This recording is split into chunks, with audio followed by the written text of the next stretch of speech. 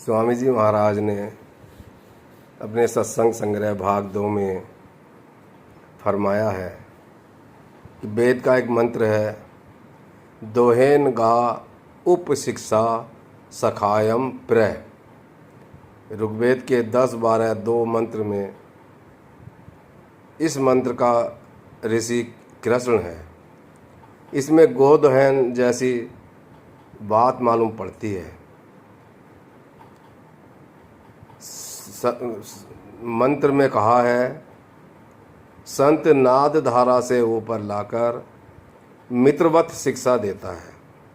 हमारी आत्मा परमात्मा की अंश है और जब यह शरीर में लिप्त हो जाती है और अपने अंदर रहते हुए परमात्मा को नहीं मिल पाती, तो संत साधना में प्रकाश रूप धारा देकर आत्मा के बंधन काटता है। इस तरह आत्मा मन के चंगुल से मुक्त हो जाती है। जब तक आत्मा मन के चंगुल से छुटकारा नहीं पाती, कोई भी भक्ति कार्य नहीं कर पाती, उसके सारे प्रयास बेकार हो जाते हैं। यह आत्मा मन के साथ बंधी हुई अपने अंदर रहते हुए परमात्मा को मिल नहीं पाती। संत प्रकाश धारा देकर आत्मा का मन से बंधन छुड़ाता है। संत नाद धारा के द्वारा आत्मा को ऊपर भ्रिकुटी स्थान में लाता है। इसी का नाम उपासना है, क्योंकि परमात्मा भ्रिकुटी स्थान में विराजमान है। सो आत्मा को परमात्मा के समीप्य में लाने के लिए उप शब्द का प्रयोग किया है। जब आत्मा प्रभु सामीप्य में ठहराती है तो ब्रह्म ज्ञान को ग्रहण करती है। आत्मा परमात्मा के समीप्य में आकर बिना किसी भाषा के ज्ञान प्राप्त करती है।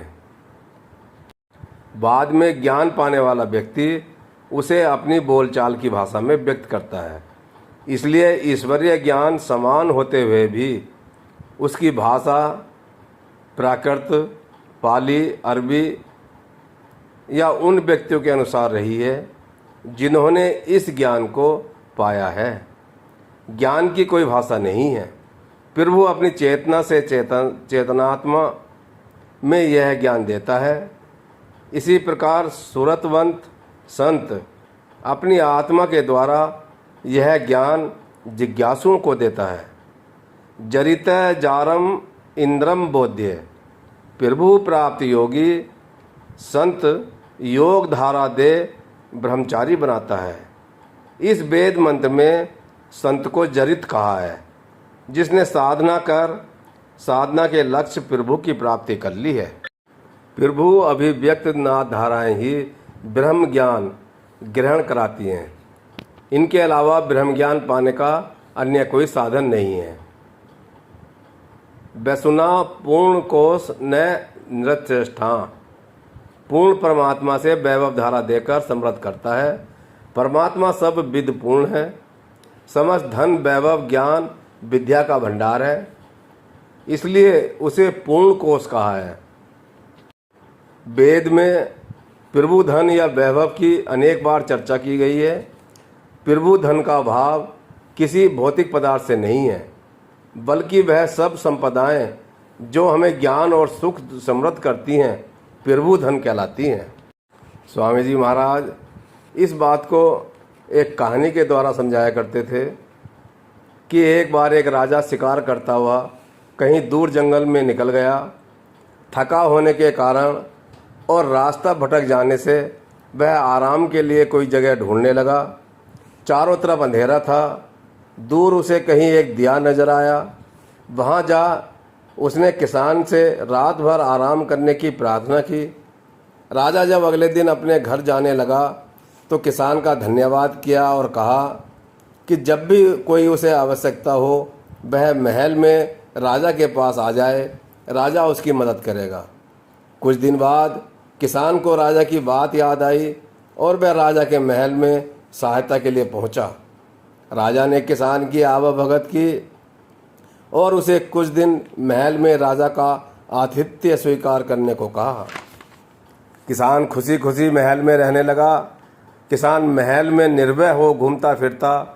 उसे राजा का आतिथ्य समझ कोई रोकता टोकता नहीं था। एक दिन सुबह किसान ने देखा कि राजा आंख बंद किए हाथ जोड़े कुछ मांग रहा है। उसकी कुछ समझ में न आया। उसने महल के सेवक से पूछा कि राजा क्या कर रहा है। सेवक ने बतलाया कि परमात्मा से कुछ मांग रहा है। किसान अपना सामान उठाकर घर को यह कहते हुए चल दिया कि मैं भिखारी से क्या मांगूंगा, मैं भी उससे मांग लूँगा जिससे राजा मांग रहा है। इस संसार में सभी भिखारी हैं, केवल परमात्मा ही पूर्ण वैभव का स्वामी है। संत इस पूर्ण वैभवशाली कोष से वैभव धारा देकर हमें समृद्ध करता है। आज चौआए वह मध्य दे आए सूर्य, सदा आने वाला संत सतत प्रवाहित धारा दे समृद्ध करता है। संत सदा इस संसार में रहता है। कोई समय ऐसा नहीं जब संसार में संत ना हो।